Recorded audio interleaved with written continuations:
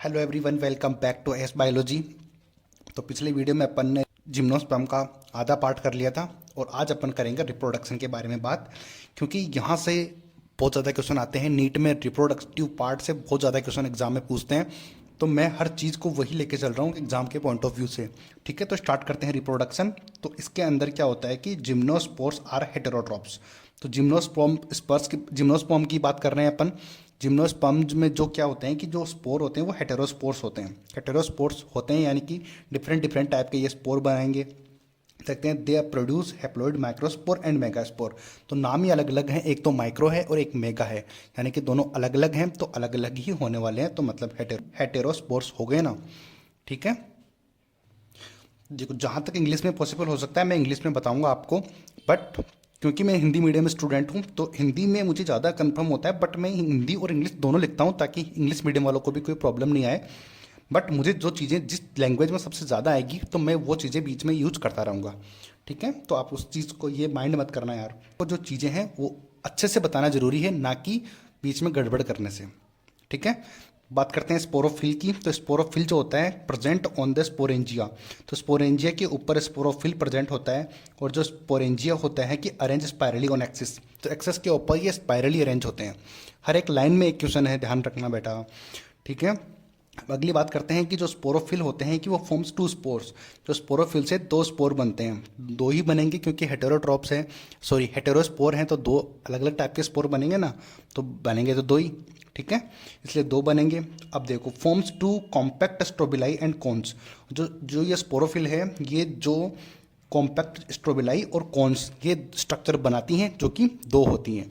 यहाँ पर इसको ध्यान से पढ़ना कि फॉर्म्स टू कॉम्पैक्ट स्ट्रोबिलाई और कॉन्स। ठीक है, टू है यहाँ पे, ये फॉर्म थोड़ी जगह कम थी इसलिए थोड़ा कंसिस्ट हो गया। ठीक है, अब स्ट्रोबिलाई की बात करते हैं। तो स्ट्रोबिलाई जो है अगले वाला पार्ट जो है यही समझने वाला पूरा पार्ट है, तो इसको ध्यान से समझना आप। मैंने समझने वाले तरीके से लिख रखा है, वैसे कोई दिक्कत आने आएगी नहीं। तो ये देखो, तो स्ट्रोबिलाई है उसको क्या बोलते हैं, माइक्रोस्पोरोफिल्स और माइक्रोस्पोरेंजिया, कोल्ड माइक्रोस्पोरेंजिएट। ठीक है, तो इसके अंदर माइक्रोस्पोरेंजिएट होता है। जो माइक्रोस्पोरेंजिएट होता है स्ट्रोबिलाई के अंदर माइक्रोस्पोरेंजिएट होता है, जो कि इसके अंदर माइक्रो स्पोरोफिल प्रेजेंट होती है और माइक्रोस्पोरेंजिया प्रेजेंट होती है। तो इन दोनों को मिला के क्या बोलते हैं, माइक्रोस्पोरेंजिएट। ठीक है, आ गई बात समझ में। यानी कि लघु बीजाणुधानी लघु बीजाणुपारण के ऊपर लगी रहती है, इसको बोलते हैं लघु बीजाणुधानी। इसको फिर आगे चल के ये मेल स्ट्रोबुलाई का निर्माण करते हैं, यानी कि इसके आगे चलकर मेल स्ट्रोबुलाई बनेगा।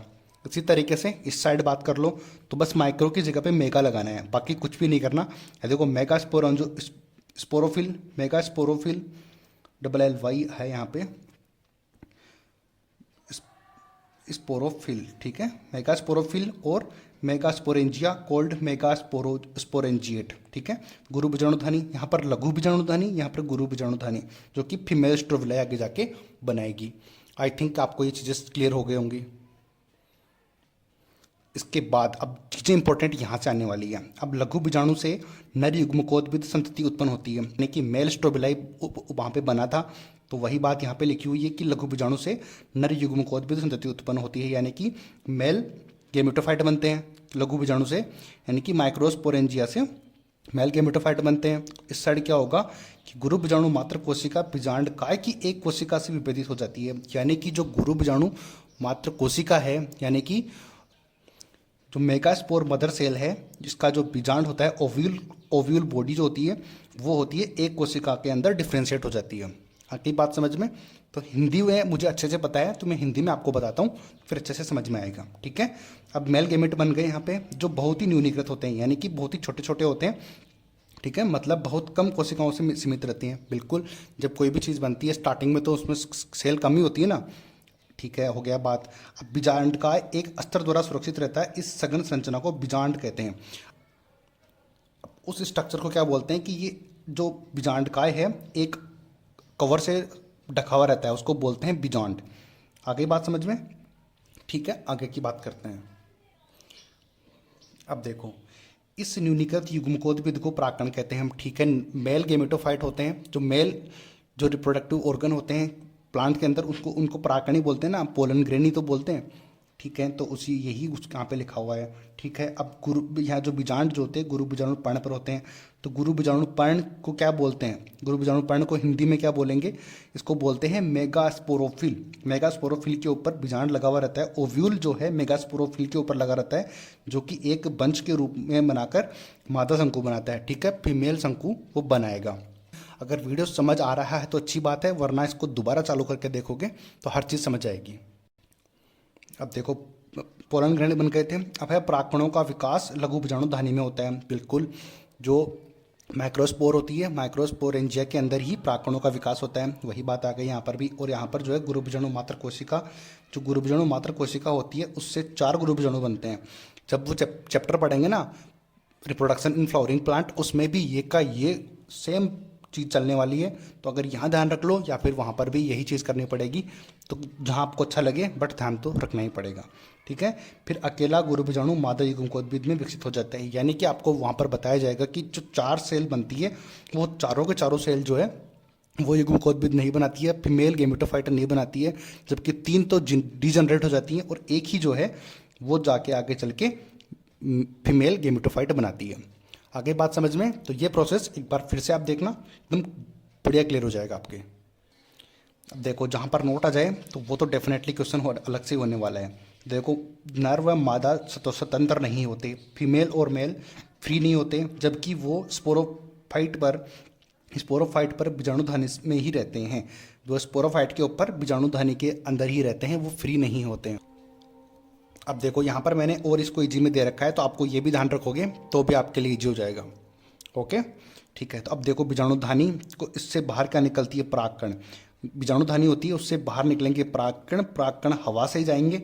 ठीक है, प्लांट के अंदर हवा से जाते हैं मेनली, तो वो बीजांड तक पहुँच जाते हैं। बीजांड तक पहुँचने के बाद क्या करते हैं कि परागकण से परागनली बनती है, जिससे कि नर युग्मक होते हैं।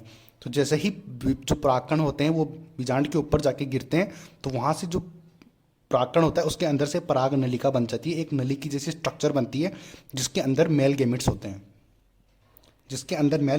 हैं। क्योंकि जस्ट ऊपर ही तो बीजांड होता नहीं है, बीजांड तो अंदर होता है।